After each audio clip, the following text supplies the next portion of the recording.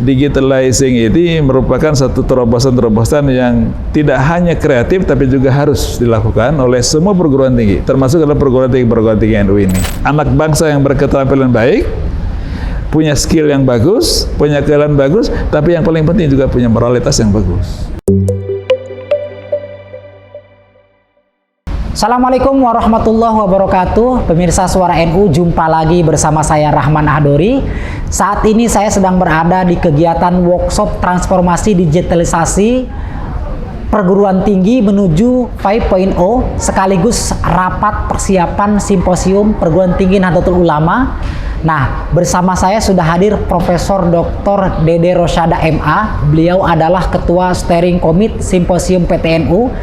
Beliau juga merupakan mantan Rektor UIN Jakarta yang memang sudah cukup banyak sekali prestasi yang diukir di bidang pendidikan. Dan langsung saja kita akan coba bertanya ke beliau berkaitan dengan apa sebenarnya yang ingin dicapai dari kegiatan simposium PTNU. Tapi sebelum itu kita tanya-tanya dulu. Prof, gimana kabarnya Prof? Baik, terima kasih. Ya, Prof, mungkin bisa dijelaskan kegiatan hari ini apa, Prof? Kegiatan apa? Hari ini adalah mempersiapkan pelaksanaan simposium yang akan dilaksanakan pada tanggal 28 Oktober nanti. Dan hari ini adalah persiapan teknis sehingga kemudian simposium yang besar itu, ya, the big party itu bisa terlaksana dengan baik. Karena melibatkan seluruh perguruan tinggi NU, perguruan tinggi baik yang di bawah perkumpulan, baik di bawah yayasan yang menyatakan diri dia bersama dengan PBNU, gitu kan, sehingga kemudian jumlahnya akan sangat banyak, akan sangat besar. Sehingga kita harus persiapkan betul persiapannya dari segi penyambutan, penempatan, konsumsi dan seluruh kebutuhan sarana prasarananya. Oke, jadi kegiatan di akhir November ini itu rencananya akan dihadiri Presiden katanya, Prof? Keinginan besarnya dari Gus Ketum menginginkan Presiden hadir. Tapi kita tidak tahu persis apakah beliau bisa hadir atau tidak, karena kan di bulan-bulan ini kan bulan-bulan sangat sibuk ya bagi Presiden. Bahkan sekarang pun kan Pak Presiden sedang dalam luar negeri kan, sedang menghadiri KTT segala banyak lah yang sedang dikerjakan oleh beliau. Tapi mudah-mudahan sih pada waktunya dia bisa hadir bersama-sama kita. Dan upaya itu terus dilakukan, Prof? Saya kira iya oleh pengurus besar, karena kemarin meng-approach kepada Presiden dan juga pada para stafnya, khususnya dari KSP ya, untuk supaya bisa mengalokasikan waktu untuk bisa hadir bersama kita. Oke, Prof, bicara soal simposium PTNU, apa yang melatar belakangi PBNU menggelar kegiatan ini, Prof? Begini, yang paling pertama saya ingin menegaskan, berulang-ulang saya sering katakan bahwa eksistensi perguruan tinggi di kalangan Nahdlatul Ulama itu sangat signifikan. Sangat perlu. Kenapa? Karena perguruan tinggi kan salah satu jembatan emas untuk transformasi sosial. Dari masyarakat rural society menjadi masyarakat ke tengah, bisa menjadi masyarakat ke atas dan sebagainya kan melalui perguruan tinggi. Dan perguruan tinggi NU itulah perguruan tinggi yang memang bisa menampung mereka, bisa mentransformasikan mereka, dan bahwa sebenarnya potensi SDM itu tidak semuanya ada di kota. Banyak juga SDM dari kampung yang kemudian berkembang, bertransformasi dan berkembang dan menjadi baik. Dan bahkan kalau saya sih melihat bahwa di bangsa ini dikelola oleh orang-orang generasi pertama. Yang lebih baik itu sebenarnya generasi pertama. Generasi pertama yang jadi menteri itu memang berasal dari bawah gitu. Yang menjadi siapapun berasal dari bawah. Tapi kalau memang dia sudah menjadi orang besar, bapaknya jadi orang besar, anaknya jadi orang besar, itu biasanya prestasinya tidak seperti ekspektasi yang lain-lain gitu. Kira-kira jadi hadirnya generasi pertama dengan melalui transformasi ini sangat bermanfaat bagi bangsa dan negara. Kenapa? Karena kreativitas, kemudian agresivitas dan juga intensitas mereka untuk bekerja lebih baik itu sangat besar.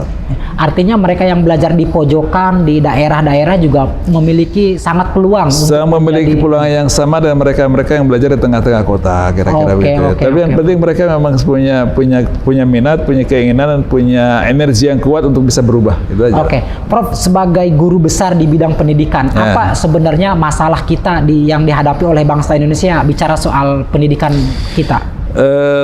agenda yang paling memang menjadi agenda besar yang harus dipikirkan itu adalah bagaimana merubah setting pemikiran tentang konsep tentang pendidikan kita ini, bahwa sekarang orang-orang yang ada di lembaga pendidikan itu kan pada generasi baby boomers dan setelahnya kan itu kan setelahnya, dan sekarang yang belajar adalah pada generasi Z. Itu sudah selisih 2-3 generasi kan. Dengan demikian psychological behavior, psychological need antara keduanya kan berbeda. Antara dosen yang baby boomers kayak saya dengan mahasiswa yang memang dia sebagai digital native generation atau generasi Z ini kan punya kebutuhan psikologis yang berbeda, kebutuhan psikologis behavior yang berbeda. Kemudian kita dilayani dengan psikologi yang memang orang lama itu, maka kan terjadi distansi, terjadi penjarakan yang sangat jauh, gap yang sangat jauh. Yang kemudian mendekatkan antara keduanya itulah dengan digitalize itu. Karena digitalize itu disukai oleh orang-orang anak-anak digital native, juga dimasuki oleh orang dari generasi tua. Generasi itu juga termasuk mau tidak mau dia masuk.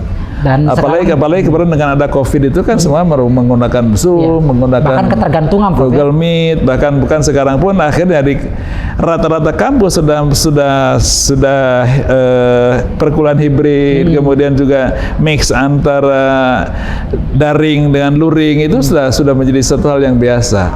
Artinya keduanya ini menyatu di sini. Jadi menurut saya digitalizing ini merupakan satu terobosan-terobosan yang tidak hanya kreatif tapi juga harus dilakukan oleh semua perguruan tinggi, termasuk dalam perguruan tinggi NU ini.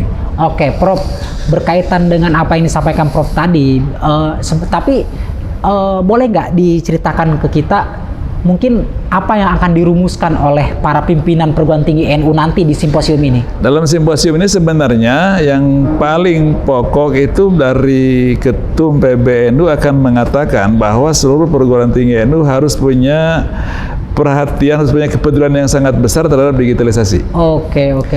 Baik digitalisasi pada manajemen sistem, academic information system, maupun pada learning management system. Jadi pada semua aspek di universitas, baik pada aspek manajemennya maupun pada aspek pembelajarannya. Manajemen itu kan menyangkut soal informasi manajemen ada di situ.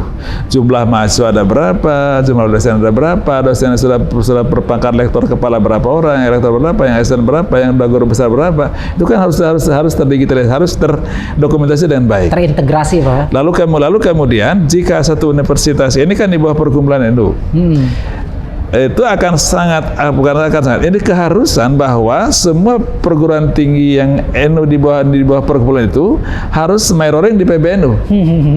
Tidak boleh masing-masing gitu loh. Harus mirroring di sana. Kenapa? Karena PBNU tidak boleh bercerita tentang UNU Purwokerto, tidak boleh bicara tentang UNU Kalsel, tidak boleh bicara tentang UNU Gorontalo, tapi bicara UNU di Indonesia.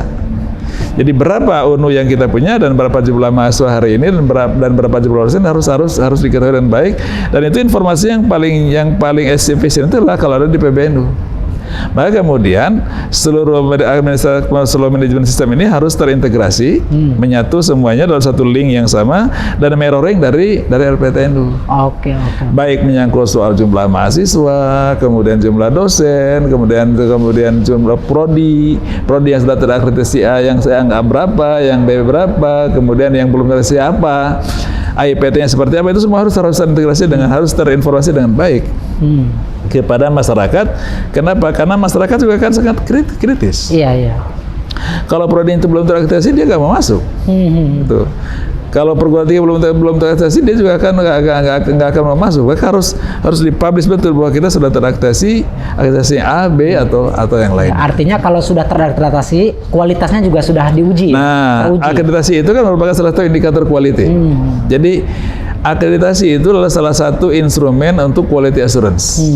Bahwa Indonesia ini kan sekarang sudah bergerak dari quality control kepada quality assurance.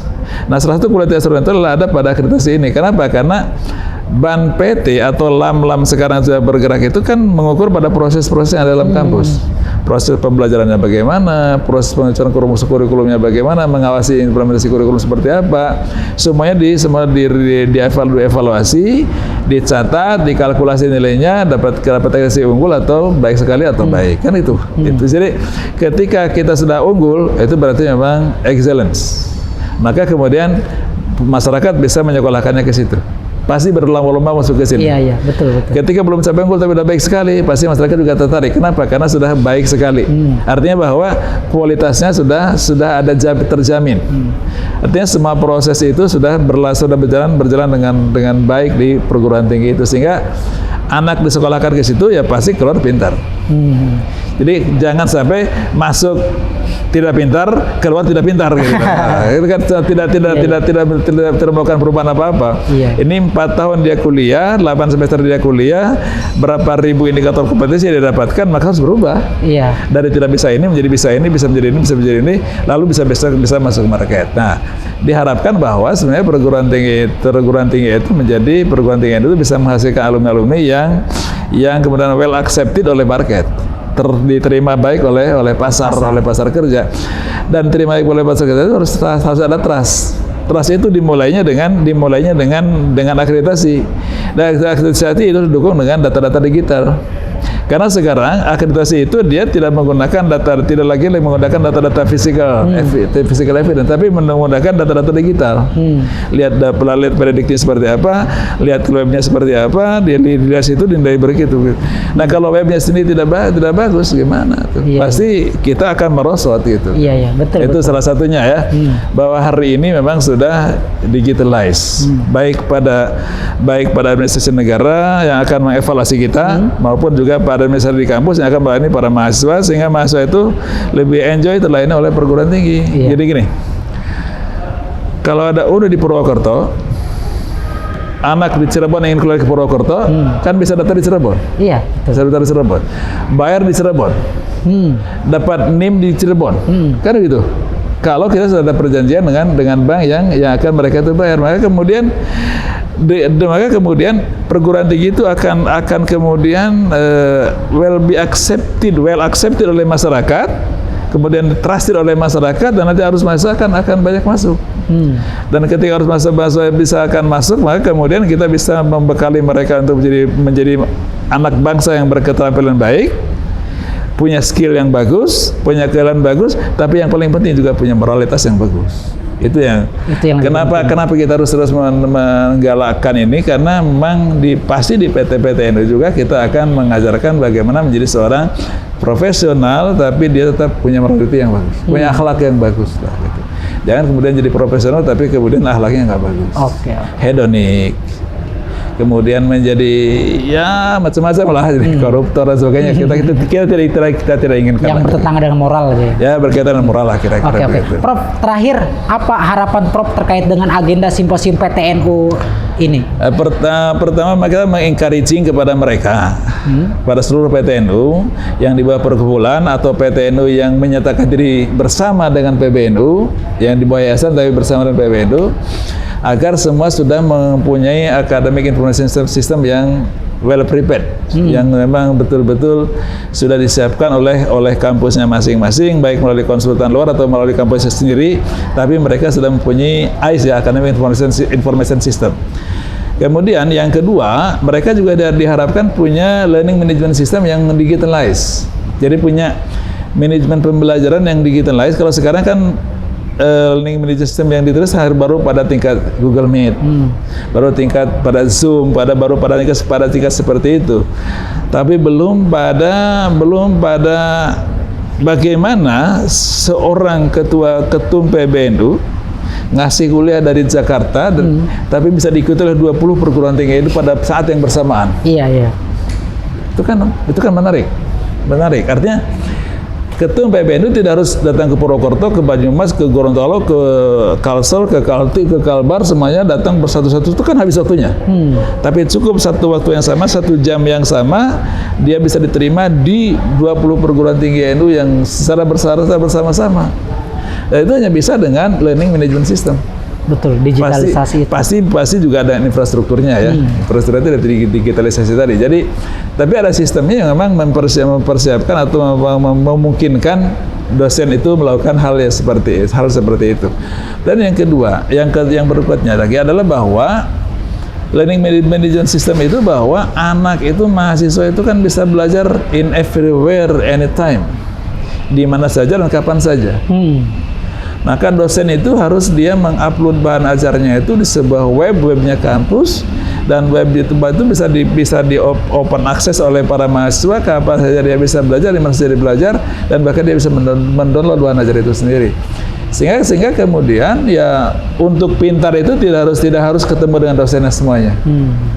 Untuk pintar itu dia bisa mempelajari bahan-bahan itu semuanya, sehingga kemudian lebih efisien daripada kemudian di rumah dia main game, kan lebih mendownload bahan ajar. Yang penting itu kan, saya kira itu akan jauh lebih suportif lah kepada para mahasiswa untuk menjadi mahasiswa yang pintar, cerdas, kemudian kompetitif ya, bersaing dengan mahasiswa lain dari perguruan tinggi di luar negeri. Karena kita harapkan seperti itu. Karena tadi Anda sudah mengatakan di awal bahwa kita akan memasuki era 4.0, 5.0. Tapi yang tertarik bagi saya sebenarnya era 4.0, karena era 4.0 itu sudah menjadi blueprint pembangunan Indonesia pada tahun 2026 sampai 2040. 2045 kalau tidak salah ya. Jadi 2026 sampai 2045 itu sudah 4.0. Artinya bahwa industri manufaktur itu akan lebih banyak menggunakan komputer. Iya. Computerized. Nah, dengan demikian maka orang akan semakin kurang di situ, berkurang. Di mahasiswa alumni baru itu bisa tidak terrekrut oleh pasar. Kenapa? Karena pasar lebih banyak menggunakan komputer. Kalau sekarang pabrik Jamu Jago punya 5.000 pegawai, maka nanti ketika sudah 2020 dengan 4.0, dia hanya punya pegawai 50 orang. Umpamanya ya. Yang lain selebihnya itu dengan desain, dengan program dari komputer itu, lalu kemudian otomatis bekerja secara mekanik ya, secara mekanik bekerja begitu. Nah, dengan mereka yang tidak masuk pasar kerja ini mau ngapain? Iya. Mau ngapain kan? Jobless. Kan nggak mungkin jobless, tidak begitu pekerjaan. Betul. Maka dia harus menjadi orang-orang kreatif. Menjadi orang-orang kreatif. Nah, bagaimana menjadi orang kreatif kalau kemudian dia tidak punya fasilitas untuk belajar? Nah, salah satu yang membuat dia kreatif itulah ketika dia bisa mencari bahan ajar sendiri, melatih diri sendiri, kemudian melatih keterampilannya dengan orang lain tanpa instruksi dosen. Itu kan menjadi latih kreativitas dan inovasi. Sehingga kemudian anak-anak dari PTNU, walaupun memang dia itu dari kampung, rural society, tapi dia punya kecerdasan, punya kemauan, bisa berubah, dan ilmu yang banyak, maka dia bisa masuk market. Marketnya tidak cukup dia di Jakarta, tapi bisa masuk market Kuala Lumpur, masuk market Hanoi, bisa masuk market di Bangkok, artinya seluruh negara ASEAN. Karena itu sejak tahun 2016 sudah dibuka market itu, tapi kita nggak bisa masuk. Kenapa? Karena skill kita belum cukup untuk itu. Nah, itu kita harapkan ya dengan digitalisasi seperti itu. Pemirsa, demikian perbincangan kami dengan Profesor Dr. Ridha Rosyada. Beliau Wakil Ketua LPTNU sekaligus juga Ketua Steering Committee di Simposium PTNU. Tadi sudah banyak disampaikan bahwa tata kelola yang baik, kemudian adanya akreditasi itu menjadi kepercayaan dari masyarakat, sehingga paling tidak anak didik kita menjadi lulusan-lulusan unggul dan berkualitas. Dan mudah-mudahan kita doakan, mudah-mudahan kampus-kampus NU semakin maju dan terkemuka dan bisa bersaing di pasar global. Terima kasih. Wallahul muwaffiq ila aqwamit thoriq. Wassalamualaikum warahmatullahi wabarakatuh. Waalaikumsalam warahmatullahi wabarakatuh.